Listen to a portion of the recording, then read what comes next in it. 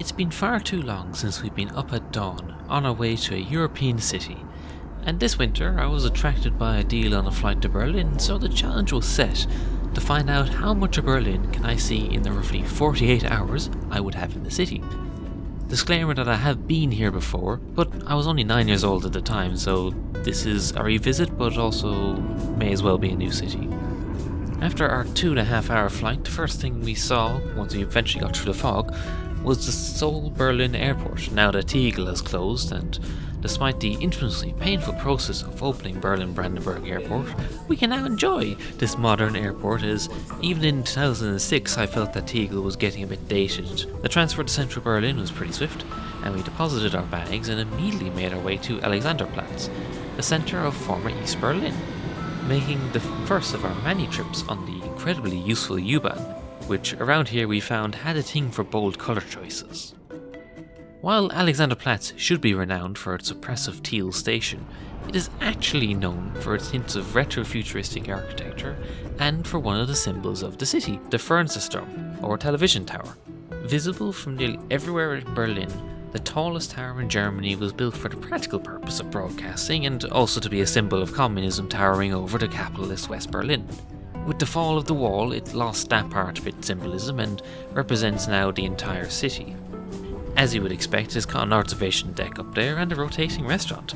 Apparently under reconstruction, so hopefully the rotating feature is retained and I'm not made to look like a liar when it reopens in 2025. The old Deutsche Democratic Republik is one of the themes of this area, which features statues of Karl Marx and Friedrich Engels in a park of the same name, and the small but quirky DDR Museum. Located next to the Spree across from Berliner Dom, the museum aims to give visitors an insight into life in communist Germany before reunification. And this is an aspect that the museum does very well. While it does give a high-level history, of course, of the foundation of the state and how it ran, how it worked, and the overall history, it always relates it back to normal people's lives, and focuses a lot of museum on what life was like in the DDR. They cover topics such as sports, holidays, travel, food, resistance, and what happened when you did resist, where people lived. They addressed the stereotype of East Germans living in giant apartment blocks by recreating one of the apartments in a stereotypical manner, but also using it as a way to educate on, well, what life was like in the DDR. The message of the museum is not as simple as communism bad, praise capitalism. Neither is it trying to apply rose-tinted glasses to the whole experience. It pretty straightforwardly just tells you this is what life was like, and kind of lets you draw your own conclusions, so you don't have to think too much to come to what those conclusions were, and that, yeah, this was probably for the best that this all came crashing down, even if debate will run to this day on how that process has gone.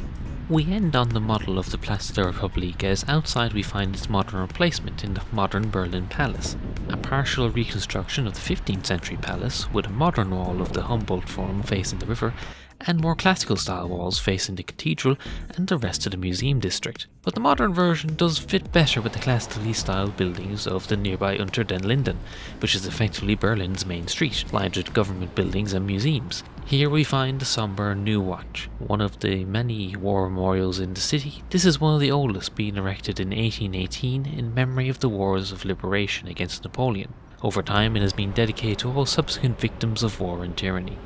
Across the streets in Bebelplatz is one of the more unusual memorials to tyranny. This window into an emptied library remembers the Nazi book burning that took place on this site in 1933.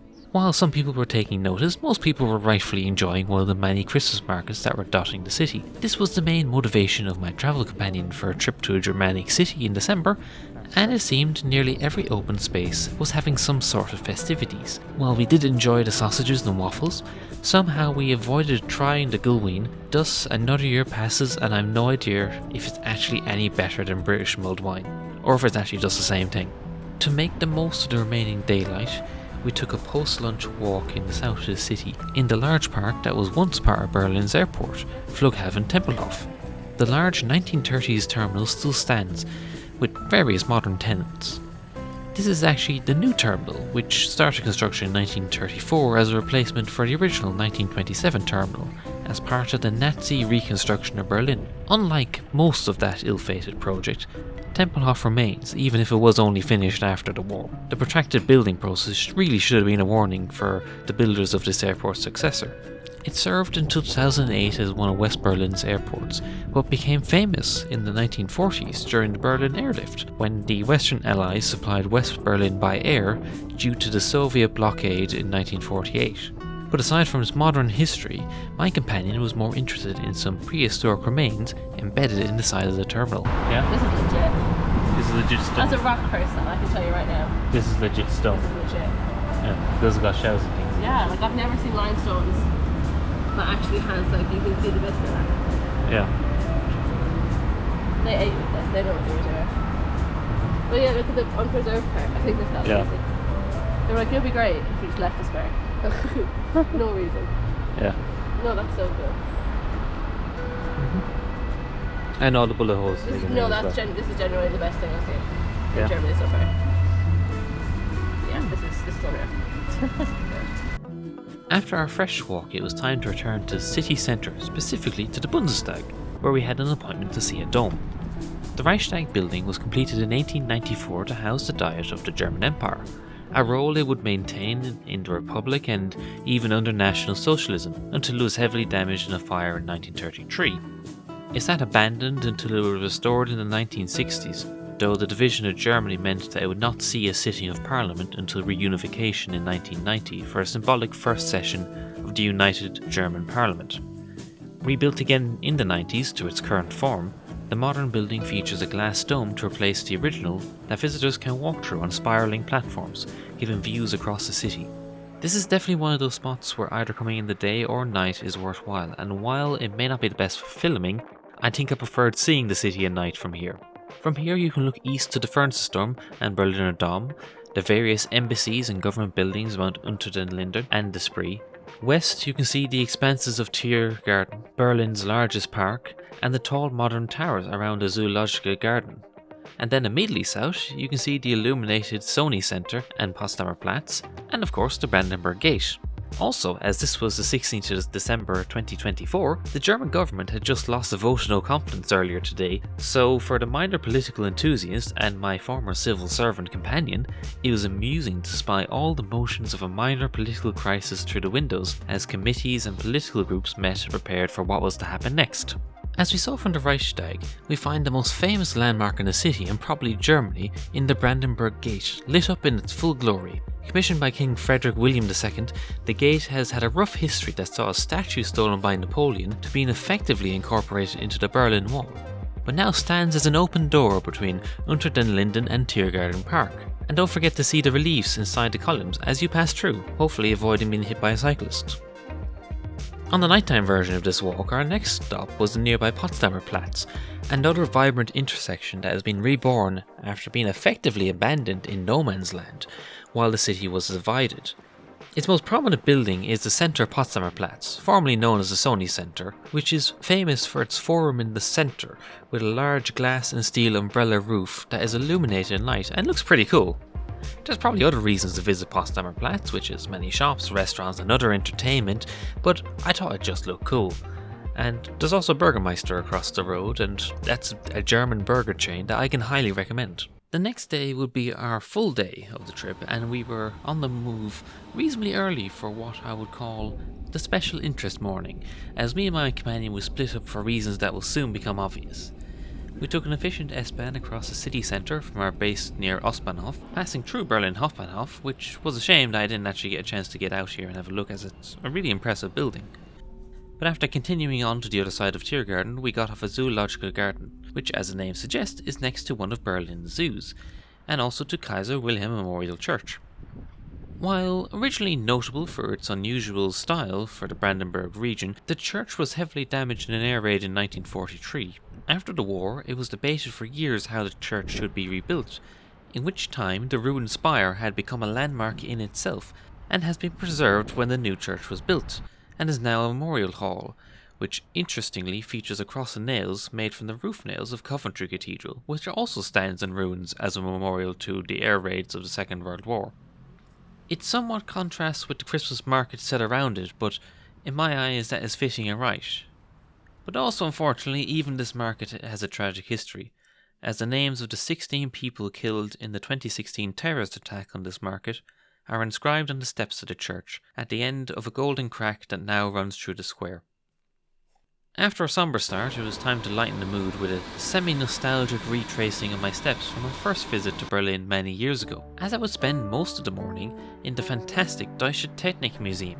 I may have said before that most days I'm pretending to be a mechanical engineer to get the money to pay for trips like this, and that visit to this museum many years ago is one of the events that I would credit with this particular career choice.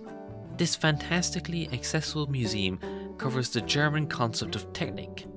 I lament how in the English-speaking world we try to segment technology and engineering into niches within niches, but this museum takes joy in giving a taste of all branches of technical innovation as you seamlessly wander from computers to gramophones to textiles to chemistry to milling, railways, ships, aviation, jewellery making, and nearly every facet of German technical history is covered from first principles.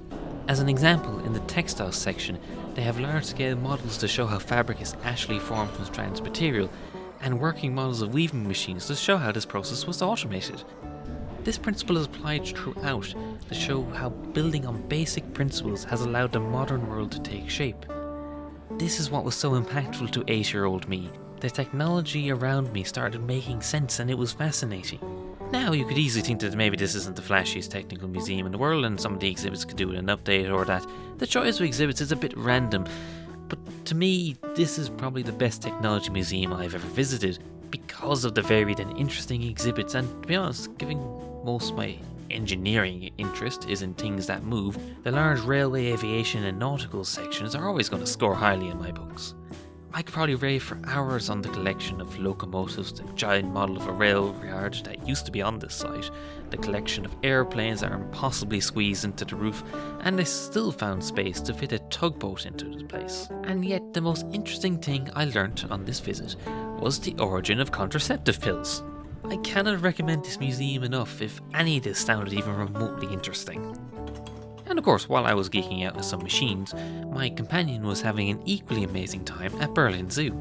It is the oldest zoo in Germany, with 1,200 species of animals in impressive habitats, including a specific nocturnal house where the light cycle is offset from local time, so that visitors can see nocturnal species at their best. I've been told that we will need to return to Berlin again, specifically just to visit this zoo again, so I guess that's a strong recommendation to go here too. After my visit to the Technik Museum, I made my way to the Brandenburg Gate again to see some of the memorials around this area in the daylight. One of the most striking in the area is the memorial to the murdered Jews of Europe. The monument is formed of a field of 2,700 identically square pillars in a grid formation of varying heights and angles. The ground is ever changing, enhancing the effect of the pillars getting taller as you walk deeper into the field.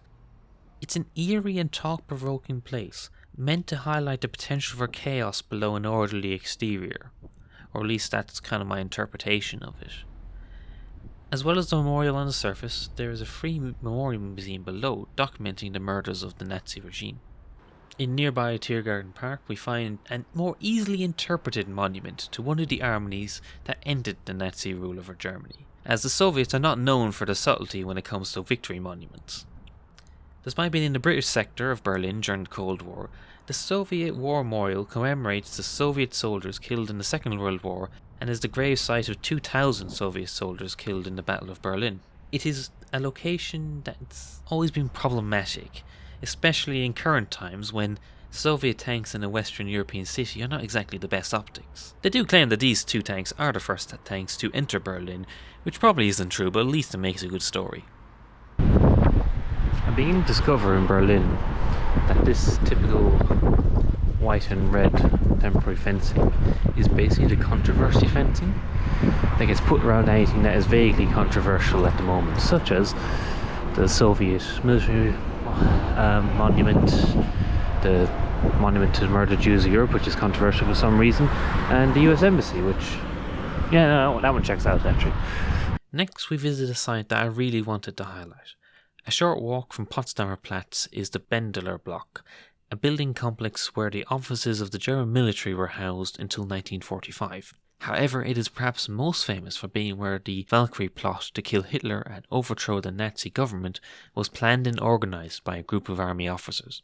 The coup aimed to kill Hitler with a bomb during a meeting in the Wolf's Lair and used manipulated orders to allow the army to take control of the government, install Ludwig Beck as Chancellor, and end the war and Nazi rule. Hitler survived the bombing, and thus the coup was over within a few hours, resulting in Beck committing suicide here, and officers von Stauffenberg, who planted the bomb, Ulbricht, von Quinheim, and von Haeften were executed in this courtyard.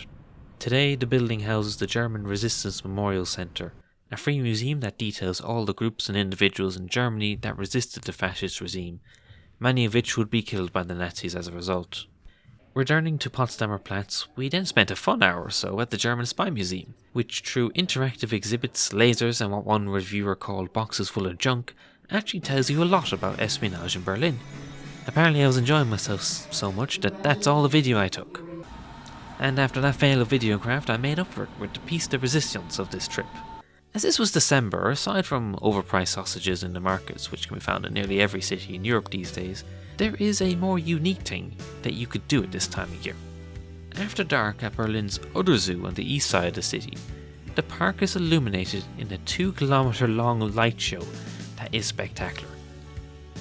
At reasonable pace, it will probably take just over an hour to walk the trail, with of course a few stalls laid out for Gullwien and waffles along the way.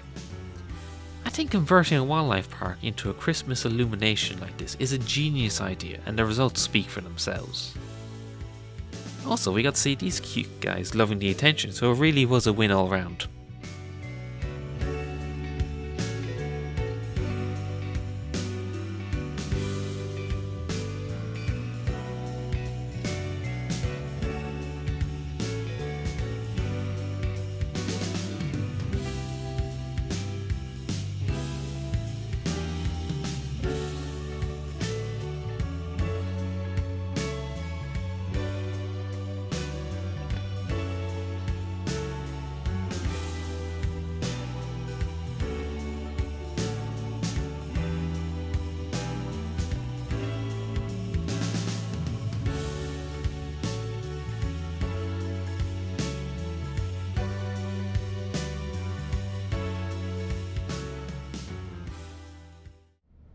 With our flight in the afternoon, we effectively had the morning left to wrap up our visit. We started by heading out to Bernaustrasse. When the Berlin Wall was opened and when Germany was united again, most of the Berlin Wall was hastily torn down for many understandable reasons. But quickly preservationists worked on ways to preserve parts of the wall for its historical significance. And here on Bernaustrasse is a memorial to those who risked everything to cross the wall and often pay with their lives. 140 people died at the Berlin Wall and 10 were in the vicinity of the memorial park here. When the border between East and West was closed, Bernaustrasse was changed forever. Initially the border ran right up to the house's walls, which led people to jump out their windows to the other side. An arms race developed from here, with a no man's land being cleared by the wall. Neighbourhoods were evicted and constant monitoring just became part of everyday life for people in this area, where you needed a permit just to visit your neighbour. Still, many tried to escape, as the memorial park marks with outlines of the various tunnels that were just in this section of the wall, and it can be hard at times to get a true picture of what it must have been like when the wall was here, but the creative monuments and preserved section of wall do a great job in giving that perspective. After some very local history, we return our attention further afield, because obviously when you think of Berlin, you think of samurai museums. The simple existence of a museum of samurai and other Japanese artifacts in Berlin is a curiosity in itself. But it is also a really good museum in its own right. While not the biggest in terms of space, it is very impressive what they have packed in here, in what is the largest collection in Europe of samurai armour and weapons, presented wonderfully. It's definitely a worthwhile visit for anyone interested in Japanese history, or if you just like a good museum. After our foreign foray, we brought it down to earth again with a brief stop in Charlottenburg, which most people visit to see the World Heritage Site Prussian Palace and Gardens. Except it was winter, so understandably parts of the garden were under maintenance, though probably would be worth a visit if we had more time and at another time of year. However, something we can appreciate is the memorial plaque to Herta Heuwer near Charlottenburg station, as it was here on the 4th of September 1949 that she invented currywurst, at what is now ironically an Asian supermarket. Needless to say that I've had currywurst every day we were here. And to finish off the trip and to walk off to the currywurst, we visited the East Side Gallery, probably the most famous section of the Berlin Wall that remains. This section was preserved and turned into an open-air gallery after the fall of the wall, and nowadays there's 105 paintings on what may be the longest-lasting and largest gallery of its kind in the world. Not that that has been a straightforward process, as in the over 3 decades after it was created, there have been controversies over demolitions, copyright, compensation for the artists for restoring their works in 2009, as all of the paintings you see today are copies of the originals, because the originals had to be sandblasted around 2009 to preserve the wall itself. So we had a reasonably chill end to the trip, as once we had our fill of murals and whatever debris had washed up today, we got the train to the airport from the nearby Ostbahnhof. And there you have it, an insight into what you can fit in just 2 nights in Berlin. Needless to say, there is still more to explore in the city and surrounding area, but I don't think that was bad going for a quick trip. As I said at the start, this was a bit of a return to the original format of quick-fire visits to cities and other places of interest, though these days I can afford to spend a bit more than a handful of hours in a place. Hopefully this gives you an inspiration for a trip of your own, and thanks for watching.